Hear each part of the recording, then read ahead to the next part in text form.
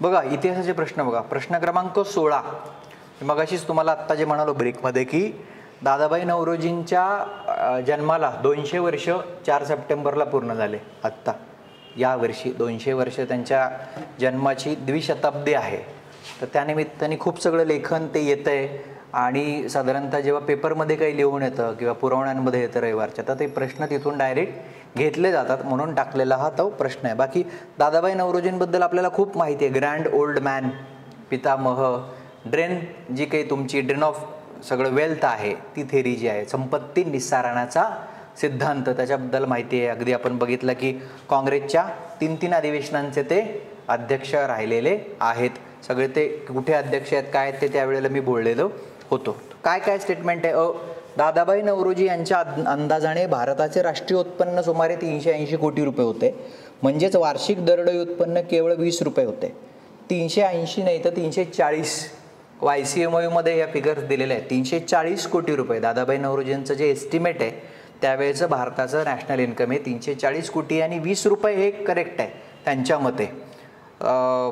1870 मध्ये दादाभाई नौरोजी जर तुम्ही बघितलं, लंडनला ईस्ट इंडिया असोसिएशन आहे त्यांनी स्थापन केली 1866-67च्या सुमारास. त्या लंडनच्या ईस्ट इंडिया असोसिएशनच्या बैठकीमध्ये जेव्हा त्यांनी भाषण केलं तर त्या भाषणामध्ये त्यांनी टेक्निकली पहिली गणना जी आहे ना ती मांडली आहे भारताच्या राष्ट्रीय संपत्तीची. म्हणजे सुरुवात जी आहे ती 1870लाच त्यांनी केली की या भाषणामध्येच त्यांनी मुद्दे मांडायला सुरुवात केली. दादाभाईंची जी पद्धत आहे ना ती खूप रॉ होती. म्हणजे आत्ता जसं तुमच्याकडं स्टॅटिस्टिकल ऑर्गनायझेशन आहे आणि तुम्ही सगळं मोजता, एवढे ब्युरोक्रॅट बसवलेत, एवढे इकॉनॉमिस्ट बसवलेत, तरी पण खोटं सांगता. तर दादाभाई नौरोजींकडे तर काहीच नव्हतं. त्यांनी काय केलं, काय मेजरली त्यांनी काय कलेक्ट केलं होतं, शेतकरी जो महसूल भरायचा ना त्या कराचा सगळा डेटा त्यांनी अभ्यास केला होता. सेकंड, 3-4 प्रकारची प्रोडक्शन इंडियामध्ये व्हायची. एक मायनिंग, खाणकाम. सेकंड फॉरेस्ट, वनांमधलं उत्पादन. तिसरं ओपियम, अफूचं खूप मोठं, अफूची युद्ध आहेत तुम्ही जर बघितलं वर्ल्ड हिस्ट्री आहे याच्यामध्ये, ओपियम वॉर्स. तर अफूचं उत्पादन आणि मीठ, म्हणजे दांडी आणि तो सगळ्यात मीठ किती महत्त्वाचं आहे तुमच्या लक्षात येईल. तर त्यांनी या 4-5 क्रायटेरिया वापरले. शेतकरी किती कर भरतात ते बघितलं आणि याच्या सगळ्यावरून त्यांनी तो नॅशनल इन्कमचा अंदाज बांधला. पुढे त्याच्यात अनेक त्रुटी निघाल्या, काय आहे तो भाग आलायदा, पण सुरुवात त्या माणसानं केलेली आहे की एवढं उत्पन्न आहे आणि हे 1870 मध्ये करणं ही खूप मोठी गोष्ट आहे. दादाभाई नौरोजींना खूप मोठं आयुष्य पण मिळालं आणि त्यांनी त्याच्यामध्ये खूप काम पण केलं. बराचसा काळ ते बाहेरच राहिले इंग्लंडमध्ये आणि तिकडे, पण सगळ्या भारतीय राजकारणाची सुरुवातच एकंदरी अर्थाने त्यांच्याकडून झालेली आहे. 1886, 1893 आणि 1906 3 काँग्रेसच्या अधिवेशनाचे दादाभाई अध्यक्ष होते. एल्फिन्स्टन कॉलेज जे आहे मुंबईचं, तिथं त्यांनी गणिताचं प्राध्यापक होते. ते म्हणजे शिकले आणि तिथे ते लगेच प्राध्यापक म्हणून लागले. तर he was the first Indian ज्यांना त्या गणिताचे अध्यापन करणारे एल्फिन्स्टन किंवा कॉलेजमध्ये इज द फर्स्ट इंडियन. पुढे काय विधान, रानडे यांनी नौरोजींच्या लुटीच्या सिद्धांताला पाठिंबा दिला. नंतर त्यांना शंका वाटू लागली. रानडेंना म्हणजे 3 माणसं आहेत ड्रेन थेअरी किंवा आर्थिक समीक्षणाच्या बाबतीत, जर अर्थशास्त्राची त्रिमूर्ती ज्यांना म्हटलं जातं, एक दादाभाई नौरोजी, दुसरे रोमेशचंद्र दत्त, RC दत्त आणि तिसरे रानडे. बेसिक जे सुरुवातीच्या काळात ज्यांनी काम केलं तर ते आहे. म्हणजे आता हे जे रोमेशचंद्र दत्त आहे हे दादाभाईंच्या मताशी सहमत नव्हते. त्यांचं म्हणणं होतं की भारतातल्या दारिद्र्याचं प्रमुख कारण शेतजमिनीवर जो ॲडिशनल टॅक्स आहे ना तोच आहे. हे RC दत्त एका अर्थाने खरं पण बोलत होते, कारण दख्खनच्या दंग्यांवर मी गेल्या वेळेस म्हटलं की तुम्ही एवढा टॅक्स घेताय, मारूनच टाकता लोकांना, तर ते दारिद्र्याचं प्रमुख कारण जे आहे ते RC दत्त म्हणतात ते. दादाभाईंनी काही असे 5 मुद्दे काढले होते की का आपण गरीब आहोत. 5 मुद्दे आहेत की पहिलं त्यांचं म्हणणं होतं की इथली जी ब्युरोक्रेसी आहे आणि लष्कर आहे ह्यांचे जे ह्यूज पेमेंट्स आहेत जे इंडियाच्या खजिन्यातनं जातात, हे पहिलं कारण. सेकंड, त्यांनी जे म्हटलं की तुम्ही ज्या खाजगी कंपन्या इथं इन्व्हेस्टमेंटसाठी आणल्या, तिकडच्या रेल्वेसाठी तुम्ही प्रायव्हेट कंपन्या आणल्या, तुम्ही इतर उद्योग उभारायला प्रायव्हेट कंपन्या आणल्या, ह्यांच्या लोकांचे पगार पण तुम्ही आमच्याच अंगावर टाकता. प्लस इथल्या ब्रिटिश कंपन्यांना जो नफा मिळतोय त्या नफ्याचा वापर तुम्ही इंडियामध्ये नाही करत, तुम्ही तो नफा घेऊन तिकडं जाताय पगार इथून द्यायचा, नफा तिकडं न्यायचा. त्याच्यानंतर लंडनच्या स्टॉक एक्सचेंजमध्ये ह्या कंपन्यांनी कर्ज उचललं होतं. ज्या कंपन्या इंडियामध्ये इन्व्हेस्ट करतात, लोहमार्ग असेल, इतर जे काही, त्या तिकडच्या स्टॉक एक्सचेंज शेअर बाजारातनं पैसा उचलायच्या. इंडियासाठी जेव्हा तुम्ही पैसा उचलत होते ना, तेव्हा जे व्याज द्यायचं ते व्याज खूप जास्त होतं. म्हणजे सगळं लूट, थोडक्यात आपण काय करायचं की तुम्ही वेठ बिगारच करून टाकलं होतं इंडियाला. आणि सगळ्यात महत्त्वाचं, जेवढं प्रशासनाला पिनपासनं तर काय गाड्यांपर्यंत वस्तू लागतील सगळ्या ब्रिटनमधून आणायच्या. म्हणजे थोडक्यात काय, जसं आत्ता करतात की भ्रष्टाचार कसे करतात आपल्याकडे राजकारणी, त्यांचे मित्र असतात त्या कॉन्ट्रॅक्टरकडून घेतात. सेम आहे, हे लोक तेच करायचे. ना की काय बाबा हे तिकडून आणू, तिकडं त्यांच्या व्यापाऱ्यां मित्रांना किंवा ब्रिटनला फायदा व्हायला पाहिजे, हे करतात की नाही. आता हे घ्यायचं असेल तर त्यांचे कंत्राटदार मित्र असतात, पक्ष खड्ड्यात गेले, सगळे पक्षांचं म्हणतोय मी, ते घेतात ना. तसंच आहे हे, वेगळं काही नाही आहे, वेगळं काय नाही. प्रवृत्ती सेम आहे, प्रवृत्ती जी आहे ती सारखीच आहे. 5 मुद्दे दादाबाईंनी सांगितले होते की याच्या थ्रू लूट चालली आहे. 5 मुद्दे जी आहे ती लूट त्याच्यामध्ये चाललेली आहे. तर रानडे नंतर म्हणले की नाही थोडी प्रॉब्लेम आहे, याला टेक्निकल गोष्टी जास्त करायला पाहिजे. 19व्या शतकातील दुष्काळामध्ये 1.5 कोटी लोक मृत्युमुखी पडल्याचा अंदाज नवरोजी यांनी 1906च्या राष्ट्रसभेच्या अध्यक्ष भाषणात व्यक्त केला. 1.5 कोटी लोक वारले होते, हे करेक्ट आहे 19th सेंचुरीमध्ये. म्हणजे 1877ला दुष्काळ पडला, 1878ला दुष्काळ पडला, 1882ला दुष्काळ पडला, 1889ला दुष्काळ पडला, 1897ला खूप मोठा दुष्काळ पडला आणि सन 1900 मध्ये पण खूप मोठा दुष्काळ पडला. फेमिन्स इन मॉडर्न इंडिया हा खूप मोठा अभ्यासाचा विषय आहे. अमर्त्य सेन सारखे जे नोबेल लॉरिएट आहे त्यांनी पण याच्याविषयी काही ना काही अभ्यास केलेला आहे की दुष्काळ हा मॅनमेड आहे. इकडचा दुष्काळ पडला म्हणजे काय, माणसं मेली आहेत, 1.5 करोड लोक माणसं मेली आहेत. म्हणजे हिटलरनं केलेल्या कत्तलीची गणना होते, ब्रिटिश साम्राज्याच्या ह्याची गणना होत नाही. कारण हे अशा लेवलला तुम्ही आणून सोडले. गॅस चेंबरच माणसं मारायला लागतात का, नाही लागत, हे पण आहे त्याच्यामध्ये. तर ते जे आहे की ही जे आहे ना, पण हे सगळे स्टॅटिस्टिक्स यांनी नव्हतं मांडलं. 1902च्या काँग्रेसच्या अध्यक्षपदी जे होते कोण, सुरेंद्रनाथ बॅनर्जी, त्यांनी ते मांडलेलं आहे. सो चुकीचं आहे.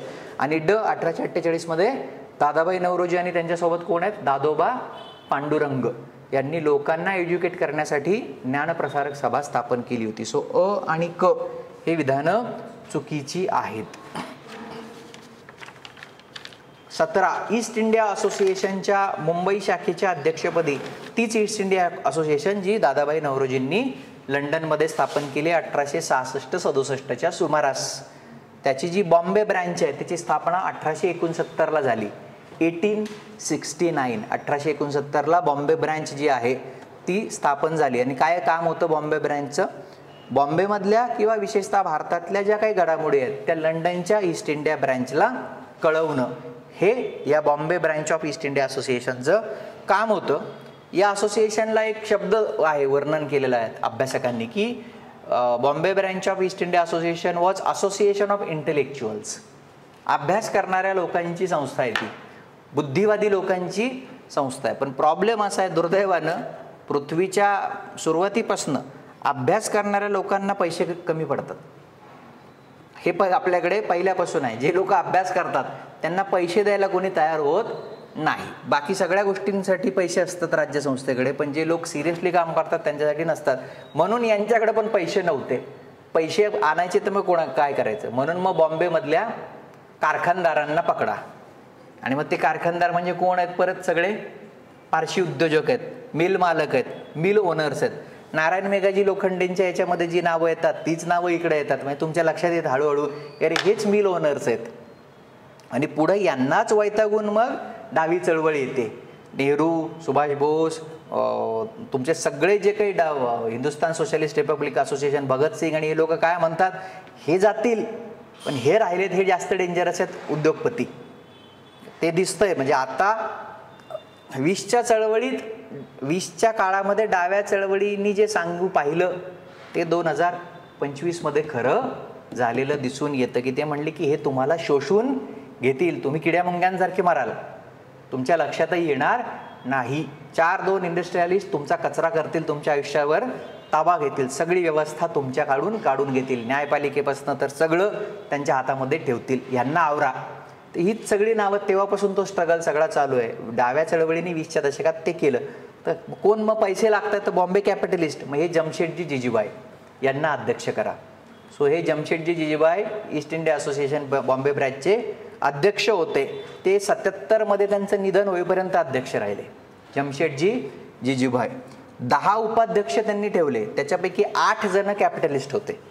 म्हणजे थोडक्यात संस्था जरी इंटेलेक्च्युअलची असली तरी कंट्रोल कॅपिटलिस्टांच्या हातात होतं. त्याच्या मॅनेजिंग कमिटी होती, त्याचे अध्यक्ष फक्त भाऊदाजी लाड होते. भाऊदाजी लाड हे मॅनेजिंग कमिटीचे अध्यक्ष होते. विल्यम वेडनबर्न हे त्या मॅनेजिंग कमिटीचे उपाध्यक्ष होते. फिरोजशाह मेहता हे मानद सचिव होते. आणि सदस्य वीना मंडलिक, राघव भांडारकर, SS बंगाली हे सगळे लोक तिथे होते. 77ला जेव्हा जमशेदजी जिजीबाई वारले तेव्हा सर मंगलदास नथुबाई हे त्याचे अध्यक्ष झाले. म्हणजे 2 अध्यक्ष आहेत. आणि पुढे साधारणतः 1880च्या दशकाच्या सुरुवातीला ही संस्था डिफंक्ट झाली, संपून गेली. हळूहळू तिचं सदस्यत्व कमी व्हायला लागलं. 1884च्या आसपास ती डिफंक्ट झाली. त्यामुळे ते 2च अध्यक्ष लक्षात ठेवायला पाहिजे, जमशेदजी जिजीबाई आणि मंगलदास नथुबाई. बाकी यांच्या मागण्या त्याच आहेत ज्या 1885च्या काँग्रेसच्या मागण्या आहेत, की भारतीयांना व्हाईसरॉयच्या काउन्सिलमध्ये अधिक जागा द्या, ICSच्या परीक्षा ज्या आहेत त्या आमच्यासाठी सोप्या करा, फायनान्सविषयी काही ना काही बोला. लक्षात येते. सो हे अ आणि ड. नेक्स्ट प्रश्न क्रमांक 18, योग्य जोड्या जुळवा. अधिवेशने खूप फेवरेट प्रश्न आहे, प्रत्येक टेस्टला मी टाकतोय. किमान एक 20 अधिवेशन आपण संपवणार आहोत. काय काय आहे मग? 1886 Calcutta Dadabhai Naoroji, 1888 Allahabad George Yule, 1891 Nagpur P Anand Charlu, 1892 Allahabad Womesh Chandra Banerjee. मुद्दाम टाकले. पहिल्या अधिवेशनाचे अध्यक्ष असणारे व्योमेशचंद्र बॅनर्जी हे 1885 बॉम्बे आणि 1892 दोन्ही ठिकाणी होते. बऱ्याचदा लोकांच्या लक्षात येत नाही म्हणून वेगळा तो टाकलेला आहे. आणि अल्फ्रेड वेब कधी आहे? 1894 मद्रास. गेल्या टेस्टमध्ये आय थिंक मी जेवढे युरोपियन लोक अध्यक्ष आहेत त्यांच्यावर बोललेलो आहे. 1894 अल्फ्रेड वेब मद्रास. मग अशी मी रोमेशचंद्र दत्त यांचं नाव घेतलं बघा, इकॉनॉमिस्ट आणि त्या सगळ्या ह्याच्यात. 1899 लखनौ. RC दत्त पण अध्यक्ष आहेत. RC दत्त सुद्धा काँग्रेसचे अध्यक्ष राहिलेले आहेत. आणि मग अशी आपण सुरेंद्रनाथ बॅनर्जींचं नाव घेतलं 1902 अहमदाबाद. तिथे त्यांनी 1.5 कोटी लोक गेले असं सांगितलं. ते आणखी एका अधिवेशनाचे अध्यक्ष आहेत सुरेंद्रनाथ बॅनर्जी. 1895 पुणे. पुण्याचं लक्षात ठेवा की 1895ला पुण्यात जे झालं त्याचे अध्यक्ष सुरेंद्रनाथ बॅनर्जी आहेत. पर्याय क्रमांक 3 मध्ये आय थिंक ते येतं. नेक्स्ट प्रश्न क्रमांक 19, अयोग्य जोडी ओळखा. कुठली अयोग्य? नागपूर बाकाबाई. 1857चं बंड आणि महाराष्ट्र. नागपूर. YCMOUचं पुस्तक, यशवंतराव चव्हाण मुक्त विद्यापीठाचं पुस्तक सांगतं की ह्या बाकाबाई म्हणून ज्या महिला आहेत, ही जी व्यक्ती आहे ही भोसले कुळातीलच होत्या नागपूरच्या. तर त्यांनी म्हणजे 13 जून 1857ला नियोजन होतं तिथल्या सैन्याचं, एक दारुगोळा उडवायचा, लोकांना इशारा करायचा आणि उठाव करायचा. पण ह्या ज्या बाकाबाई आहेत भोसले कुळातील आहेत, राजघराण्यातली व्यक्ती आहे, इन्फ्लुएन्शियल आहे. त्यांनी नागपूरमधले जेवढे सरदार आहेत, जेवढे लोक उठावाला मदत करू शकतात त्यांना बोलवून धमकवून सांगितलं की ह्याच्यात सहभागी व्हायचं नाही. आणि तो सगळा उठाव संपवला आणि नियोजन अयशस्वी केलं. सो नागपूर बाकाबाई इंग्रजांविरुद्ध लढल्या नाहीत तर त्या इंग्रजांच्या बाजूने ज्या आहेत त्या लढल्या. इतिहासाची भूतं जर उकरली तर फार अवघड होतं. हल्ली जो अस्मितेचा सगळा मुद्दा चाललाय ना की आमचं हे आहे आणि आमचं ते आहे, इतिहासाच्या भूतांमध्ये ते ना जाळूने किंवा पुरुणी टाका, ते उकरलं तर खूप प्रॉब्लेम होतो. तर ते एक नाव आहे. मग काय करायचं? कारण हे जे आपल्याला सगळ्यांना अस्मितेची सवय लागली ना की आमचं हे असे होते म्हणून आम्ही एवढे भारी आहोत, असं काही नाही. प्रत्येक व्यक्ती वेगवेगळी आहे. माझ्या पंजोबांनी खापर पंजोबांनी काय केलं याच्याशी माझा काय संबंध आहे? मी माझ्याविषयी बोलतोय. ते ग्रेट असतील तर ते त्यांच्या ठिकाणी ग्रेट आहे. 7 पिढ्यांमध्ये कोणीतरी एखाद्याने खराब काम केलं असेल तर ते त्यांच्याकडे राहिलं. आपण त्यांना असोसिएट करून आपल्या अस्मिता उजागर करायचं काहीच कारण येत नाही. हा सगळा जो प्रॉब्लेम आहे ना तो त्याच्यामुळे चाललाय. आता हे बाकाबाईंचं नाव आहे. काय सांगता येतं, कोणाचं डोकं सरकू शकतं, तो बी कसं काय म्हणले. म्हणून मी सांगतो की ते YCMOUच्या पुस्तकात लिहिलेलं आहे की त्या भोसले कुळातील तिकडच्या आहेत आणि त्यांनी ब्रिटिशांना मदत केलेली आहे, हे तर तथ्य आहे. जमखिंडी, छोटू सिंग आपल्याला माहिती आहे, आप्पासाहेब गेल्या वेळेस मी नाव सांगितलेलं आहे, संस्थानिक आहेत. आणि त्या आप्पासाहेबांच्या अंगावर येऊ नये म्हणून छोटू सिंग जो आहे त्यानं शस्त्रास्त्र जमा करण्याची जबाबदारी घेतली आणि त्याला मग तोफेच्या तोंडी दिलं. म्हणजे खूप मोठा प्रसंग आहे छोटू सिंगचा जमखिंडी संस्थानातला जो आहे ना. लोकांना दहशत बसावी म्हणून कंपनीने खूप लोक गोळा केले आणि त्यांच्यासमोर की बघा, त्याला उडवताना जे आहे ना तो प्रोग्रामच ठेवला होता त्यांनी की दहशतच बसली पाहिजे, त्यामुळे ती घटना आहे. नरगुंदला कोण आहे? भास्करराव भावे. गेल्या वेळेस आठवतं, नरगुंदचे भास्करराव भावे. मॅन्सन जो पॉलिटिकल एजंट आहे तो एक 10-12 लोक घेऊन लढायला आला होता, त्यांना त्यांनी ठार केलं भास्करराव भावेंनी. पुढे भाव्यांना फाशी झाली म्हणजे त्या सगळ्या याच्यामुळं. आणि अंबापाणीची लढाई आहे आपल्याला माहिती आहे, 11 एप्रिल 1857 कोणामध्ये झाली? कंपनीचं सैन्य वर्सेस भिल्लांचा जो उठाव आहे, भिल्ल वर्सेस इंग्रज. अनेक भिल्लांना त्याच्यामध्ये त्यांनी ठार केलं, अनेकांना कैदी बनवलं. जरब बसावी म्हणून त्यांनी ओपनली अनेकांची हत्या पण केली. काजीसिंग नावाचं एक नेतृत्व आहे. मग भिल्लांनी नांदगाव जे नाशिकमधलं ठिकाण आहे तिथे पण खूप उठाव त्या सगळ्या दरम्यान केलेले दिसतात. गेल्या वेळेस काही नावं पण त्याच्यातली टेस्टमध्ये आय थिंक पहिल्या घेतलेली आहेत. नेक्स्ट प्रश्न क्रमांक 20. पुढीलपैकी कोणी ज्ञानेश्वरीची पहिली छापील पोथी पाठभेदासहित संपादित केली? पाठभेद म्हणजे काय? पाठभेद म्हणजे काय? पाठभेद या शब्दाचा अर्थ काय? पाठभेद, पोथ्या पाठभेदाच्या सहित असतात ना. पाठभेद म्हणजे काय की पूर्वी हस्तलिखित असायची, प्रिंटिंग नसायचं. म्हणजे दादोबा पांडुरंगांचं मी परवाच्या टेस्टला म्हणलं बघा, धर्मविवेचन नावाचं पुस्तक होतं, छापलंच नाही. 4-5 वर्ष त्यांनी छापलंच नाही. पण मग आता ते परमहंस सभेच्या लोकांना तर ते वाचायचं आहे, आत्मीय सभेच्या लोकांना ते वाचायचं. मग काय करायचं तर लिहून घ्यायची लोक, म्हणजे तू लिही, मुंबईत तू लिही, सुरतमध्ये तू लिही. तर असं लिहिता लिहिता काय होतं की थोडंसं लक्ष इकडे गेलं की एखादा शब्द वेगळा यायला लागतो. म्हणजे नाही मन निर्मळ काय करील साबण. साबण ही खूप मॉडर्न गोष्ट आहे ना. तर ज्याला आपण काय म्हणतो की पाठभेद असू शकतो की त्या काळानुरूप त्याच्यामध्ये काही काही ॲडिशन आहे, ओरिजिनल टेक्स्टपासनं वेगळं ते येतं. तर ते जे आहे तर त्या पाठभेदासहित की याचं असं पण व्हर्जन आहे तसं पण व्हर्जन आहे. बाळशास्त्री जांभेकर वेगवेगळे व्हर्जन जे आहेत त्याच्यासहित त्यांनी ज्ञानेश्वरीची पहिली प्रिंटेड छापील पोथी जी आहे बाळशास्त्री जांभेकर 1812 ते 1846 ज्यांचा जीवनपट आहे, खूप कमी आयुष्य लाभलेले बाळशास्त्री जांभेकर. 6 जानेवारी त्यांचा जो जन्मदिवस आहे तो पत्रकार दिन म्हणून साजरा केला जातो. कारण काय, दर्पण मराठीतलं पहिलं वृत्तपत्र जे आहे ते 1832ला त्यांनी सुरू केलं. वृत्तपत्र म्हणण्याऐवजी साप्ताहिक आहे ते खरं तर. दर्पण सुरू झालं तेव्हा ते पाक्षिक होतं, नंतर ते साप्ताहिक झालं आणि 1840ला ते बंद पडलं. 1840ला त्यांनी दिग्दर्शन सुरू केलं, मासिक जे आहेत ते. लक्षात येते. त्यांचं आणखी एक कॉन्ट्रीब्युशन म्हणजे श्रीपद शेषाद्री प्रकरण आहे ना, मी बोललो आहे अनेकदा. श्रीपद शेषाद्रीचा तो परळीचाच आहे, तो श्रीपद शेषाद्री परळीकर नाव आहे त्याचं. परळी तेव्हा पण खूप गाजलेलं आहे महाराष्ट्रामध्ये. श्रीपद शेषाद्री परळीकर तो तिकडून तिकडे आला होता, तो आणि त्याचा भाऊ, आणि मग तो धर्मांतर त्याचं सगळं झालं. त्या प्रकरणामध्ये पण जांभेकरांनी खूप पुरोगामी भूमिका घेतली. पण जेव्हा ते प्रकरण संपलं तर जांभेकर वारले. मग ते सनातनी म्हणले की असं होतं, म्हणजे तुम्ही असं शहाणपणा केला धर्माच्या अगेन्स्ट की मरतात. जांभेकर दुर्दैवानं कोइन्सिडेंटली वारले. तर तो सगळा एपिसोड झालेला आहे. हिंदुस्थानचा इतिहास आणि इंग्लंड देशाची बखर बाळशास्त्री जांभेकरांचं लेखन जे आहे ते लक्षात ठेवलं पाहिजे. 21 काय विचारलं 21 ना, तर आय थिंक 20-21 सालचा जो पेपर आहे 21वा प्रश्न 3-1 वर्षापूर्वी ना डायरेक्ट त्यांनी एक स्टेटमेंट विचारलेलं आहे. कोणाचं स्टेटमेंट आहे? तुम्ही जर PYQ बघितले कंबाईनचे ग्रुप बीच्या पूर्वचे, असंच एक स्टेटमेंट त्यांनी विचारलेलं आहे. हे विधान मी YCMOU मधून घेतलंय, त्यांनी तिथं ठळक करून दिलंय. लोकहितवादी गोपाळ हरी देशमुख 17वं शतपत्र जे आहे ना, 108 शतपत्र त्यांनी लिहिली आहेत. शतपत्र कशात आली आहे? प्रभाकर भाऊ महाजनांनी सुरू केलेलं. काल होता बघा भाऊ महाजनांवर प्रश्न आहे. मी पूर्वीच्या डेक्कन आहेच आणि आता जे आपण सुभाष त्यांनी रिनेम केलंय तिथे वृत्तपत्र सिरीज घेतली, पाहिली आहे तुम्ही? दर्पणपासनं तर खूप पुढे मी दिनबंधूपर्यंत आलेलो आहे. एक वृत्तपत्र मी खूप वेळ डिस्कस केलेलं आहे त्याच्यामध्ये. ती सिरीज हवं तर मी टेलिग्रामला टाकायला लावतो.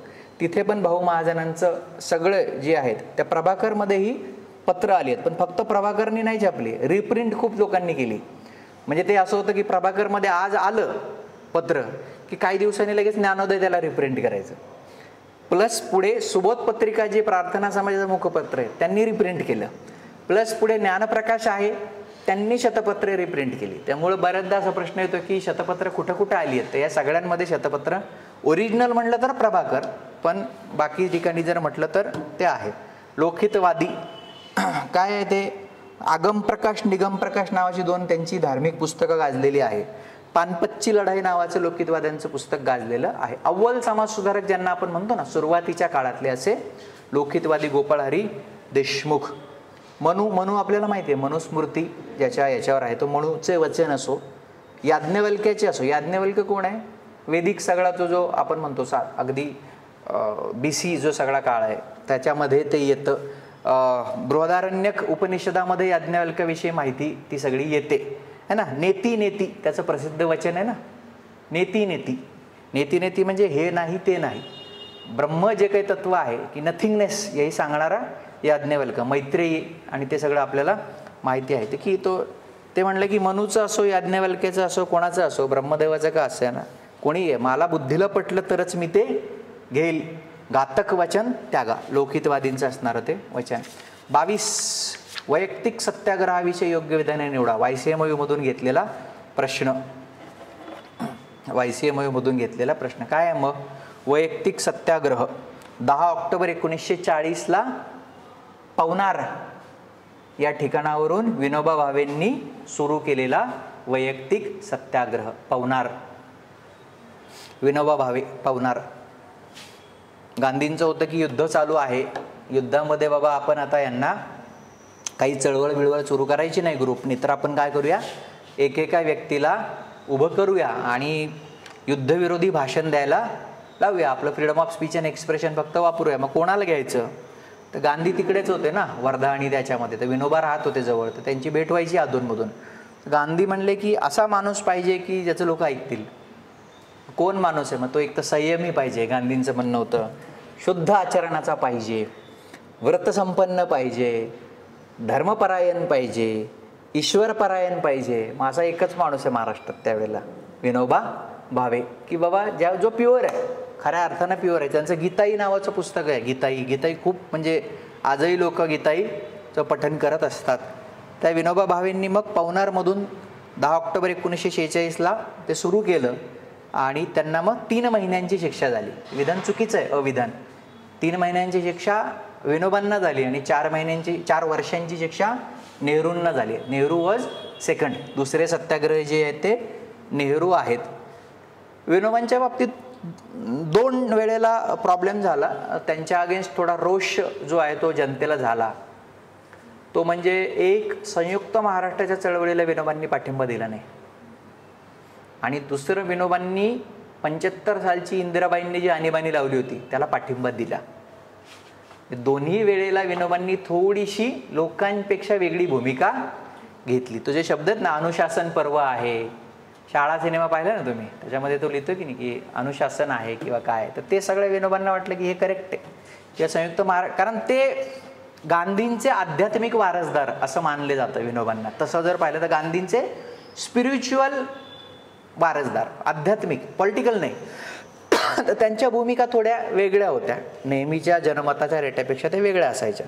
आणि विधान करेक्ट आहे. बारडोलीच्या काँग्रेस कार्यकारिणीच्या बैठकीत वैयक्तिक सत्याग्रह स्थगित करण्यात आला. अमेरिकेचे त्यावेळेचे अध्यक्ष आहेत रूझवेल्ट, तर रूझवेल्टनी मध्यस्थी केली होती की तुम्ही लोकांना सोडून द्या, तर अनेक नेत्यांना त्याच्यानंतर त्यांनी सोडून दिलेलं आहे.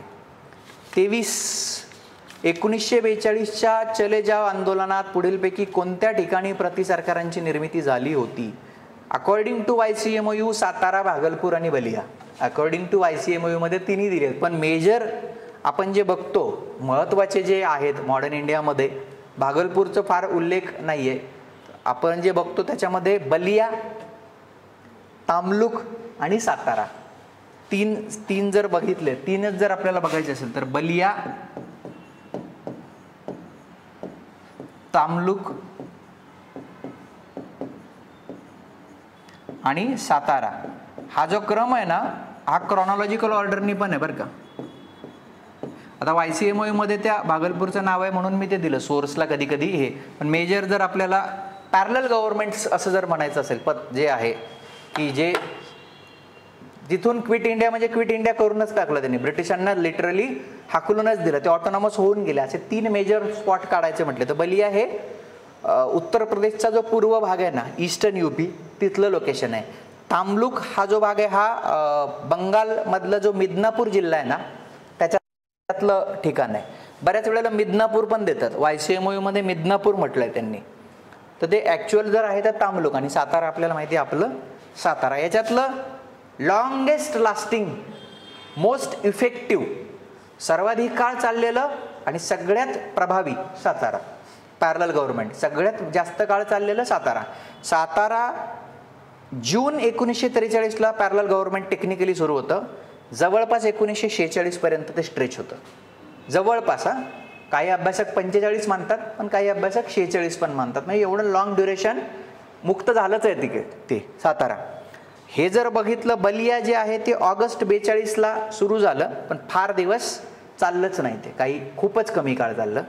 आणि तामलुक जे आहे ते 42च्या डिसेंबर महिन्यात सुरू झालं आणि सप्टेंबर 44 पर्यंत चाललं तामलुकचं. सगळ्यात जास्त वेळ चालणारं तुमचं साताराच आहे, समांतर सरकार पॅरलल गव्हर्नमेंट. बलियाचा लीडर कोण आहे? चिट्टू पांडे. चिट्टू पांडे हा गांधीवादी नेता आहे. प्रॉब्लेम असा आहे की जेव्हा खूप जास्त प्रॉब्लेम व्हायला लागला, ब्रिटिश सरकार फोर्सने आलं, तेव्हा चिट्टू पांडेनी एस्केप केलं, ते पलायन केलं, त्यामुळे ते सक्सेसफुल नाही झालं.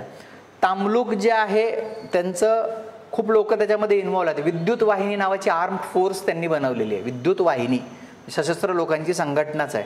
त्यांनी जातीय सरकार असं त्याला नाव दिलं आहे. जातीय सरकार, जसं इकडे आपण प्रति सरकार किंवा पत्री सरकार शब्द वापरतो ना, तसं जातीय सरकार हे तामलुक बंगाली शब्द आहे, तसं ते आहे. आणि सातारामध्ये जे आहे आपण बघितलं तर क्रांतिसिंह नाना पाटील मेजर नाव. बाकी खूप लोकांचे नाव आहे, अगदी यशवंतराव चव्हाणांचं पण नाव आहे त्या सगळ्या आंदोलनामध्ये. तर खूप किस्सा फेमस आहे त्या सगळ्या आंदोलनामध्ये. यशवंतरावांच्या पत्नी आहेत ना वेणुताई, आचार्य अत्रेंचा तो किस्सा सगळ्यांना माहीत असतो की ते म्हणले की तुम्हाला मुलंच नाही, तर ते म्हणले की ते इंग्रज अधिकाऱ्यांनी पोटात लाथ मारलेली आहे त्या काळामध्ये. म्हणजे राजकारणी जे होते ना ते फार वेगळे होते आपल्याकडे. म्हणजे आत्ता त्यांच्या ह्याच्यात लोक नाव घेतात, ते पण नाव घ्यायचं पण हे नाही. म्हणजे यशवंतराव चव्हाणांचं नाव घेण्याचं पण म्हणजे तो प्रसंग ऐकला तरी असं इथे तुम्हाला हे होतं. एवढं ते लोकांचं कॉन्ट्रीब्युशन आहे. तर मेजर नाना पाटलांचं आहे. न्यायदान मंडळं त्या प्रति सरकारमध्ये स्थापन केली, तुम्ही स्वतंत्र कोर्टच करायचे. त्याच्यानंतर गांधी विवाहावर मी प्रश्न घेतलेला आहे बघा. गांधी विवाह त्यांनी कमी पैशात लावून द्यायचे लोकांचे, असं ते सगळं. कारण गांधींची इंटरकास्ट मॅरेज ती कॉन्सेप्ट होती, खर्च करायचा नाही. तर नाना पाटलांनी ते खूप केलं. म्हणजे 43 पासून 45-46 पर्यंत जवळपास प्रति सरकार या नावाने. पत्री सरकार हा शब्द आहे ना, हा थोडासा काय स्लँग म्हणूया आपण, तो काय असा रूढ केलेला शब्द आहे. पत्री लावणे असा शब्द आहे, पत्री लावणे. तर ब्रिटिश आहे ना, थोडंसं ब्रिटिश अधिकारी हेटाळणीच्या स्वरात पत्री म्हणायचे त्याला. पत्री हा शब्द जे पत्री लावणे काय आहे माहिती आहे का? पत्री लावणे याला एक अर्थ आहे की एखाद्या माणसाला उताना झोपवायचा, त्याच्या दोन पायांच्या मध्ये काठी अशी घालायची, त्याला पायाला बांधायचं आणि त्याच्या तळपायावर काठीने तडाखे द्यायचे, याला पत्री लावणे म्हणतात या प्रक्रियेला. त्याच्यातनं असा समज होता साताऱ्यामध्ये की असं मारलं एखाद्याला की त्याचं पौरुषत्व पण जातं. तर ब्रिटिश काय करायचे, प्रति सरकारची बदनामी करायला काही गुंडांना पाठवायचे ब्रिटिश अधिकारी. तर हे प्रति सरकारचे लोक काय करायचे, त्यांना असं धरायचे की तुम्ही आमची बदनामी करता. की हे काय करायचे, हे रॉबिनहूड स्टाईल काम करायचे ना नाना पाटील आणि ते सगळं. रॉबिनहूड स्टाईल म्हणजे लूट आणि हे सगळंच ते करायचे गरिबांसाठी चांगलं. त्यांची बदनामी करणारे काही लोक ते सोडायचे, तर त्यांना धरून ते काठीनी, त्याच्यावरून पण ते नाव पत्री सरकार असं झालं. ते ॲक्च्युली प्रति सरकार पॅरलल गव्हर्नमेंट, तर ते पत्री हा शब्द असल्यामुळे तो पत्री सरकार असा पण तो झाला. खूप आहे. शंकरराव निकम नावाचे शाहीर होते तिथे. म्हणजे ते ना की पकडील कोण आमच्या नानाला, ते असे शाहिरी कवनं खूप फेमस आहे. म्हणजे पकडील कोण पळत्या वाऱ्याला, धरील कोण या आसमानाला, पकडील कोण नाना पाटलाला. ते खूप इंटरेस्टिंग चॅप्टर आहे तो. पॅरलल गव्हर्नमेंट इन सातारा हा एक अख्खा विषय होऊ शकतो. एखाद्या पुस्तकाचा किंवा काय एवढं काय काय काय काय त्या, कारण मोठा काळ आहे ना, 43पासून 46पर्यंत 3.5 वर्षात तुम्ही काय केलं तिथे, ह्यूज काही ना काही केलं असणार ना, तुमच्या कंट्रोलमध्ये तुम्ही घेतलं म्हणजे ते बघायला पाहिजे. लक्षात येते. सो सातारा, बरेली अजिबातच त्याच्यामध्ये नाही. 24 संस्थानिकांचे कायदा मंडळ, चेंबर ऑफ प्रिन्सेस, नरेश मंडळ पण म्हणतात त्याला, चेंबर ऑफ प्रिन्सेस 1920. कुठलं आहे, मॉन्टफोर्ड सुधारणा 1920. अनेक संस्थानं त्याच्यामध्ये सामील झालेली नाही आहेत, कारण त्याचं स्वरूप असं फार सिरियस नव्हतं. म्हणजे ब्रिटिश आणि संस्थानं यांच्यामध्ये काही ना काही चर्चा व्हावी, डायलॉग व्हावी यासाठी स्थापन करण्याची तरतूद मॉन्टफोर्ड सुधारणांमध्ये त्याच्यात केलेली आहे. त्याला टॉकिंग शॉप असं पण म्हणायचं, म्हणजे यायचं आणि गप्पा मारायच्या, बाकी फार काही तिथे नव्हतं. वर्षातनं एकदाच बैठक व्हायची. व्हॉइसरॉय जो आहे तो त्याचा अध्यक्ष असायचा, बाकी त्यात फार काही नाही. आणि 25 कोण आहे, पुण्यामध्ये छत्रपती मेळा, केशवराव जेधे सन 1922 मध्ये त्यांनी सुरू केला गणेशोत्सवात. सुरुवातीला मी म्हटलो ना, केशवराव जेधेंनी तो सुरू केला. पुणे शहरात खळबळ झाली, म्हणजे तेव्हापासून 22 सालापासून ते एवढा एका अर्थाने राडा म्हणतो ना आपण, तसाच तो पुण्यात सगळा चालू होता. कारण 1893-94च्या सुमारे ज्या धार्मिक दंगली झाल्या, त्याच्यानंतर मग आता भाऊसाहेब रंगारी जे काय आहे तर ते असतील, टिळक असतील, या सगळ्यांच्या ह्याच्यातनं सार्वजनिक गणेशोत्सव झाला, जो प्रायव्हेट होता. एखादी गोष्ट सार्वजनिक कधी होते, जेव्हा त्याला काहीतरी सामाजिक अर्थ असतो.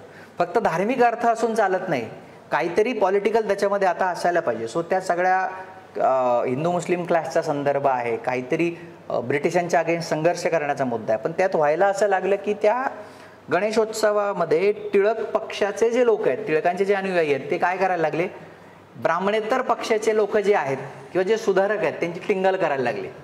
आणि ते त्याच्यामध्ये कविता काव्य असं करायला लागले. 21ला जेधे आणि जवळकर एवढे हैराण झाले की आता ह्यांचं काय करायचं, हे लोक गणेशोत्सवाच्या काळामध्ये आपली बदनामी करायला लागलेत. आणि म्हणून मग केशवरावांनी छत्रपती मेळा म्हणून तो सुरू केला. म्हणजे शिवाजी आमुचा राणा, मराठी आमुचा बाणा, हे कवन केशवराव जेधेंचं आहे. जे आपण जे म्हणतो ना की मराठी आमुचा बाणा, तर ते केशवराव जेधेंचं कवन खूप फेमस आहे. So this is 25. इथे आपली हिस्ट्रीची चर्चा जी आहे ती संपते. काही शंका असेल तर मला विचारा. आता मला वाटतं भूगोल आणि करंटचं आहे. थांबूया.